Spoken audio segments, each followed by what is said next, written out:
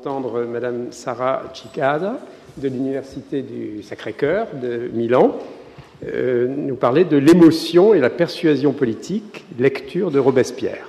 Pour commencer, je voudrais remercier Carlo Ossola, Brian Stock et Alain Berthoz de m'avoir invité pour ce colloque. Je vais parler de l'émotion et de la persuasion politique en utilisant des textes de Robespierre. Et pour commencer, il faut introduire une précision terminologique sur le mot d'émotion qui est utilisé aujourd'hui pour faire référence à l'ensemble des phénomènes assez variés, les émotions, les passions, les humeurs, les sentiments, donc des phénomènes assez variés qui constituent l'implication du locuteur et de l'auditoire dans le discours. Ce terme, le terme émotion, n'existe pas dans l'encyclopédie et donc dans un élément, l'encyclopédie, qui est un élément important de l'interdiscours de Robespierre. Nous retrouvons par contre dans l'encyclopédie le terme passion qui est utilisé, qui est décrite de cette manière. Dans un passage, on dit « ce sont des vers colorés qui répandent sur tout ce qu'on voit au travers, la couleur qui leur est propre. Elles s'emparent de toutes les puissances de notre âme, elles ne lui laissent qu'une ombre de liberté, elles l'étourdissent par un bruit si tumultueux qu'il devient impossible de prêter l'oreille aux avis doux et paisibles de la raison. » L'opposition entre raison et émotion, fréquente aujourd'hui dans la théorie de l'argumentation à laquelle je fais référence, correspondent pour Robespierre à l'opposition entre raison et passion, qui est reprise d'ailleurs des passions de l'âme de Descartes. Le but de notre recherche est d'appliquer au discours argumentatif une méthodologie d'analyse linguistico-textuelle visant à repérer les aspects émotifs ou stratégiques, c'est-à-dire stratégiques, et les éléments émotionnels, c'est-à-dire expressifs, du discours même. La distinction terminologique entre émotif comme stratégique et émotionnel expressif a été introduite par Mathesius du Cercle linguistique de Prague et est couramment adoptée en littérature. La pertinence de la recherche dans le contexte des théories de l'argumentation, donc, elles dépendent du fait que l'émotion pose un problème, c'est-à-dire l'émotion dans les théories de l'argumentation a été traitée comme fallace. Je rappelle ad misericordiam, ad hominem, ad baculum, ad populum, c'est-à-dire la fallace de l'appel à la pitié, l'appel à l'agression personnelle au locuteur, donc l'introduction d'un facteur de méfiance par rapport au locuteur, ad baculum, c'est-à-dire la peur, et l'argument démagogique. Donc, dans la tradition contemporaine, les émotions sont vues comme émotions négatives. Ce ne sont que des émotions négatives et elles sont utilisées de manière stratégique pour brouiller la vue de l'auditoire et donc le manipuler.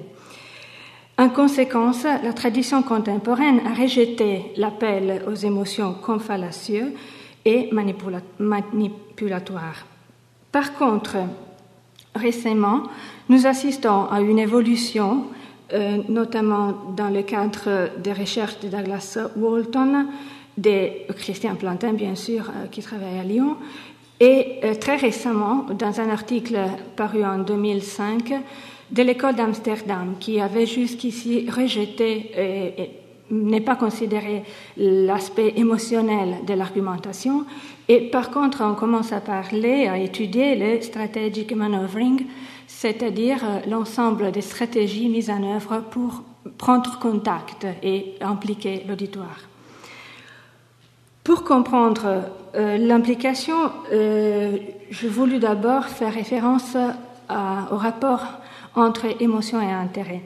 Donc, la notion d'intérêt, j'ai mis là quelques indications sur l'étymologie du terme latin interest. C'est une construction très intéressante que j'ai étudiée à l'aide de Robert Historique et de Meillet et de Forcellini pour l'aspect syntaxique de la syntaxe. Donc la notion d'intérêt l'étymologie d'intérêt expliquerait cette notion comme ce qui est perçu comme proche. Donc le facteur de proximité autour de quelqu'un. Le principe de proximité a été mis en évidence par Unger dans un article publié en 1997. Et donc l'intérêt est conçu comme proximité dans l'espace au sens propre et après, pour une évolution métaphorique, comme proximité dans les temps et comme proximité du point de vue psychologique, dans le sens qu'il y a une analogie entre quelque chose qui se passe et quelque chose qui a déjà été vécu par le sujet. En conséquence, l'intérêt influence la couleur émotionnelle de la perception. La même perception peut provoquer de la peur ou bien de la colère ou bien de la joie selon le type de proximité qui est perçu. Cette dynamique est inévitable. J'ai résumé ce rapport par l'axiome « pas d'intérêt, pas de communication ». Et finalement, sur le rapport entre émotion et intérêt, cet axiome « pas d'intérêt, pas de communication » nous donne une suggestion significative pour l'analyse de notre corpus.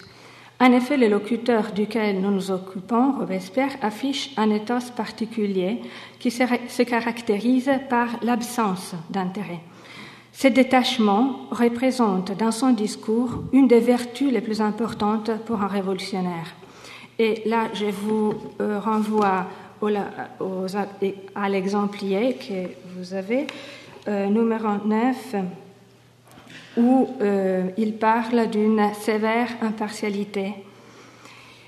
L'exemple 14, où l'on fait référence à les épreuves d'un zèle pur et désintéressé, et à l'exemple 56, où, qui c'est le dernier, c'est le seul qui n'est pas dans l'ordre chronologique, prévenez au moins par une sage impartialité. Donc, à travers l'analyse des discours, on peut voir que cette attitude de détachement, impartialité, c'est l'attitude que Robespierre évoque et affiche comme son propre attitude. L'absence d'intérêt affichée par Robespierre contredit au principe d'intérêt, ce qui porte dans notre corpus à des résultats assez particuliers, différents des résultats d'autres corpus que nous avons étudiés. Le point de vue affiché par Robespierre est, pour ainsi dire, super partes, un point de vue objectif, absolu. Ça, c'est la prétention qu'il donne surtout dans la première partie du corpus.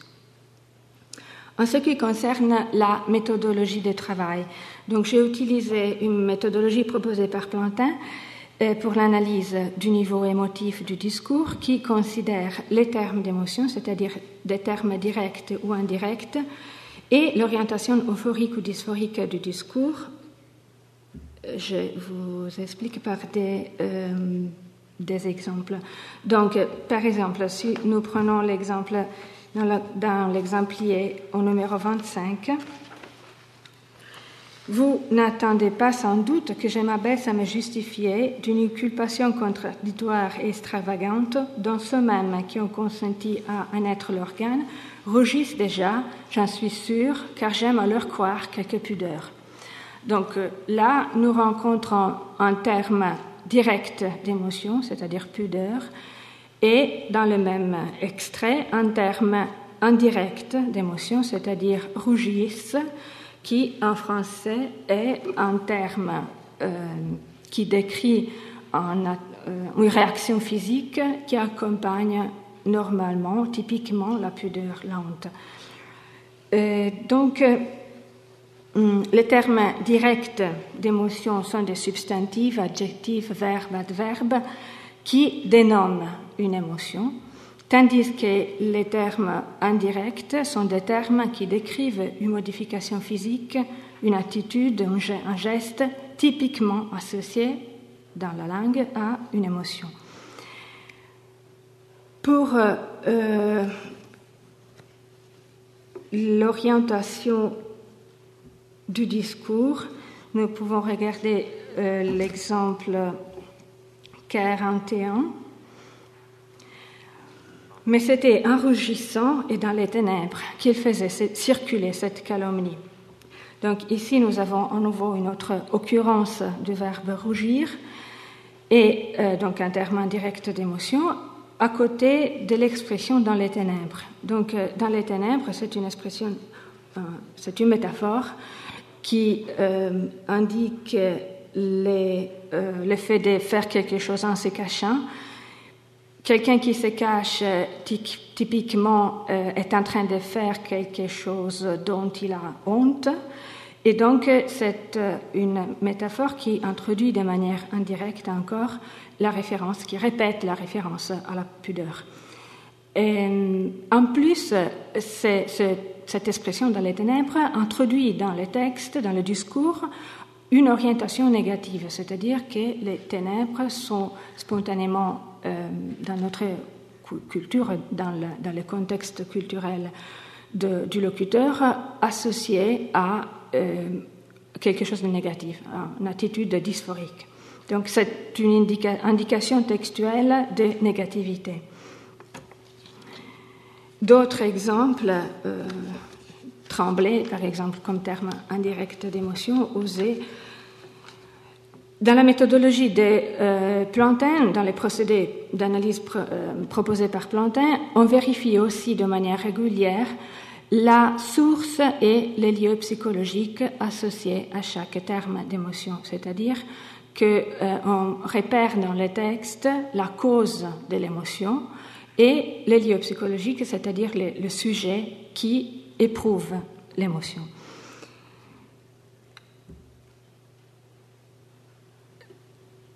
L'orientation euphorique ou dysphorique est créée dans le corpus par la référence à une valeur positive. Le mot-clé dans le corpus que nous avons étudié est la liberté. Ou bien l'orientation dysphorique est associée à un élément négatif, c'est-à-dire en particulier le péril, c'est la menace pour la liberté qui est la calomnie. Et les travaux de métaphore, nous avons déjà vu l'exemple des ténèbres tout à l'heure. Ici, j'en ai mis un autre que vous retrouvez aussi dans l'exemplier au numéro 24, avec la métaphore de l'empoisonnement. La démarche de paix faite ici a été empoisonnée par des libellistes dirigés contre lui, contre moi, contre cette société et contre le peuple. Donc ici aussi, une métaphore négative qui contribue à donner une lecture, une interprétation négative de ce qu'on dit. En plus, l'orientation négative dans ce passage est soulignée par le climax contre lui, contre moi, contre cette société et contre le peuple. Le dernier passage contre le peuple est particulièrement fort du point de vue dysphorique parce que la faute la plus grave qu'on peut commettre, c'est de faire quelque chose contre le peuple, ce qui équivaut à dire quelque chose contre la liberté.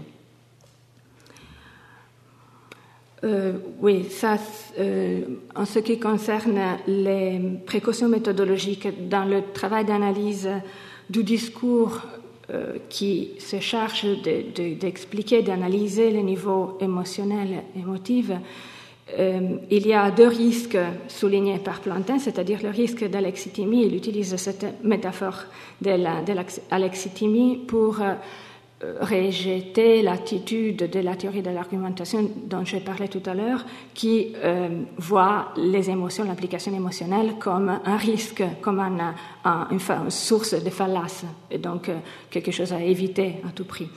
Et de l'autre part, le risque de l'identification empathique, c'est-à-dire l'analyste analyse ses propres émotions, ses propres réactions au discours, et donc il n'y a pas une vraie analyse, mais une auto-analyse. Les méthodologies que j'ai utilisées pour éviter ces risques sont notamment le travail sur l'interdiscours, la notion d'interdiscours telle qu'elle est proposée dans le dictionnaire d'analyse du discours de Charado et Mangno 2002. En particulier, l'article sur l'interdiscours est par Mangno. Et plus particulièrement, c'est l'analyse sémantico-textuelle appliquée au contexte de l'époque. Donc, c'est un travail qui ne considère pas un seul discours, mais un interdiscours, c'est-à-dire une pluralité de discours par le même auteur, locuteur, et aussi les textes, quelques textes, discours de référence, comme par exemple l'encyclopédie, où les passions sont décrites comme des maladies de l'âme. En ce qui concerne le point de vue, donc le corpus que nous avons étudié présente une évolution significative du point de vue du locuteur, donc de Robespierre, à propos de la liberté de presse entre 1791 et 1793. Cette évolution se reflète aussi dans l'orientation émotive des discours que nous avons choisis en raison de leur continuité thématique. Donc, ce sont 7 discours où ils traitent de la liberté de presse. Mais cet discours se caractérise aussi pour une partielle discontinuité d'approche. Et donc, le corpus manifeste cette évolution du point de vue. Le corpus est formé de ces 7 discours. Discours sur la liberté de presse. Le numéro 1 et le 4 sont des discours qui ont été imprimés. Par contre, les autres ont été sténographés et reportés dans les journaux, dans les gazettes de l'époque. Donc, voilà, lisons les titres parce que ça dit déjà les titres qui ont été donnés dans les cas des discours imprimés par Robespierre même, dans les autres cas par l'auteur de l'édition critique, discours sur la liberté des presses, intervention à la société contre toute entrave à la liberté des paroles, intervention à la Convention sur l'incubation des dictatures, discours sur l'influence de la calomnie sur la Révolution, débat en intervention donc au cours du débat sur l'organisation d'un tribunal criminel extraordinaire, intervention à la Convention sur la liberté des presses, intervention à la Convention pour une adresse sur les dangers de la patrie et contre les journalistes infidèles. Les sources que nous avons utilisées, c'est justement l'édition critique des discours de Robespierre par Bouloiseau, édité entre 50 et 58, et il y a évidemment un problème d'ordre méthodologique, c'est-à-dire que l'édition critique recueille des textes qui ont été imprimés, donc écrits directement par Robespierre, et d'autres qui n'ont pas été revus par Robespierre même. Mais je ne m'arrête pas là-dessus parce que c'est un problème, disons, méthodologique. Et pour le but de cette intervention, je considérais que c'était quand même un corpus assez formé d'une manière assez acceptable, nonobstant la différence des sources. Et finalement, un mot sur le terme persuasion, que j'avais aussi dans mon titre. Je fais référence sur la notion de persuasion à l'ancrage dans le contexte de l'auditoire, à la notion d'intérêt que j'ai citée avant. Et la notion de persuasion nous dit quelque chose qui est perçu comme positif, donc qui comporte une orientation euphorique. Le terme même persuasion contient la racine latine suade ou suavis, doux. Ce qui persuade est quelque chose qui est perçu comme doux. Et finalement, l'émotion comme énergie pour l'action. Les termes les plus fréquents comme termes directs d'émotion que j'ai trouvés dans le corpus, ce sont issus des termes issus du champ sémantique de la peur. Donc, l'orientation des bases des discours est une orientation dysphorique, même s'il faut considérer les lieux psychologiques et les négations. Mais disons que la couleur des bases, c'est la peur. J'ai mis quelques occurrences des termes qui font partie de ces champs sémantiques. Ce qui est très significatif, à mon avis, est l'absence fréquente de lieux psychologiques. C'est-à-dire que Robespierre n'exprime pas, ne dit pas qui éprouve ces émotions. Et les émotions sont présentées comme des entités absolues et objectives, quelque chose qu'il faut ressentir. Par exemple, nous avons dans l'exemplier 2 que l'innocence opprimée puisse faire entendre impunément sa voix redoutable et touchante. Là, on ne dit pas qui éprouve cette émotion de peur, pourquoi la voix, pour qui la voix de l'innocence opprimée est redoutable. On ne le dit pas. Et ce qui en sort, c'est l'idée qu'il y a une menace, mais on ne sait pas pour qui est menacé, et donc une orientation vers la peur, vers une situation de menace qui ne trouve pas un ancrage défini dans le discours. Ou bien, à l'exemple 4, la nouveauté hardie de ces conceptions effarouche toujours leur faiblesse et leur ignorance. Si nous regardons la source de l'émotion, nouveauté hardie, nous trouvons un substantif abstrait, nouveauté, auquel s'ajoute un terme d'émotion manifesté par un adjectif. Et le lieu psychologique est leur faiblesse et leur ignorance. Donc, à nouveau, des termes abstraits. Et donc, ici aussi, il y a comme l'idée qu'on reste avec un besoin d'ancrage concret qui n'est pas satisfait dans le texte. Si nous regardons plus de près, la nouveauté hardie de ces conceptions, c'est la conception de l'homme de génie. Mais qui est cet homme de génie? Le discours ne le dit pas. Et leur faiblesse et leur ignorance fait référence à l'opinion de son siècle, et encore c'est un homme abstrait, et donc la référence n'est jamais terminée. Et encore à l'exemple 18, la liberté de la presse doit nécessairement inspirer une certaine terreur. Et ici aussi, on ne comprend pas en principe pourquoi la liberté de la presse, qui est en droit quelque chose de très positif, devrait nécessairement inspirer un certain terreur. Et surtout, qui doit éprouver cette émotion.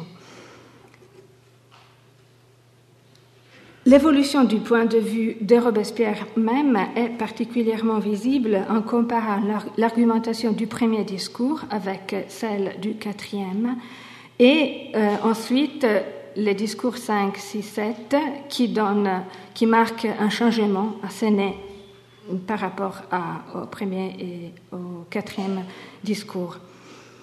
Dans le premier, nous avons une référence obsessionnelle à la liberté comme valeur positive. Nous avons déjà vu la référence à la voix de l'innocence opprimée et donc la peur qui est évoquée. Le courage des écrivains dévoués à la cause de la justice et de l'humanité, sur la terreur de l'intrigue et de l'ambition des hommes en autorité, où nous retrouvons la même structure que nous avons vue tout à l'heure avec un terme d'émotion qui relie une source et un lieu psychologique abstrait. Nous avons la métaphore encore de l'empoisonnement à l'exemple 7, empoisonnant dans sa source la félicité des siècles. Et c'est intéressant aussi la référence au peuple. Le peuple est décrit d'une manière absolument positive comme seul appui de la liberté, à l'exemple 12, et chaque sentinelle est chaque citoyen libre est une sentinelle de la révolution. Là, c'est l'exemple 17. À peu près comme... Très bien. C'était l'exemple 17. À peu près comme on égorge les sentinelles avancées pour surprendre les champs ennemis, la métaphore de l'égorgement aussi est assez dysphorique. Donc, j'en suis à la conclusion. Ce qui est aussi intéressant, c'est que la référence à la liberté est évoquée comme quelque chose de sacré, éternel, divine. À l'exemple 21, nous avons une référence explicite au sacrilège. C'était écrit sacrilège, où les droits de l'humanité sont attaqués. Dans le discours 4, l'évolution du point de vue est marquée par l'idée que dans un contexte limité comme celui qui existait avant la Révolution, le danger de la calomnie est limité. Tandis que dans le contexte immense créé par la Révolution universelle, le danger de la calomnie est proportionné, immense. Donc, cette idée introduit dans le discours la présence d'un danger, donc d'une orientation dysphorique aussi intense que le danger et que le contexte immense, donc une peur proportionnée, et réclame une réaction à la mesure du danger. Ce qui change aussi, c'est la description, la manière de voir le peuple. On a je vous renvoie à l'exemplier, mais des expressions comme multitude ignorante qui croient stupidement, les sots et les ignorants encore. Donc, il y a une évolution. La notion de peuple n'est plus claire comme elle était avant. La peur de menace pour les ennemis devient peur pour les amis. Et donc, le changement du point de vue, voilà, là j'ai mis un peu le contenu de chaque des points les plus importants du corpus. Il y a des expressions, par exemple, comme dans 6, le principe est juste, mais l'application est fausse. Et dans ce texte, on retrouve dans ce discours l'expression, l'adjectif liberticide, l'idée qu'il y a quelqu'un qui veut tuer la liberté. Et la sacralité, dans le discours 4, la sacralité de la liberté est substituée par la magie. Et donc, le mot-clé est toujours la liberté, mais le point de vue n'est plus le même. Et le changement de point de vue de Robespierre est d'autant plus significatif que dans la première phase, il considérait son point de vue comme objectif absolu, super partes, comme nous l'avons vu au début. Merci.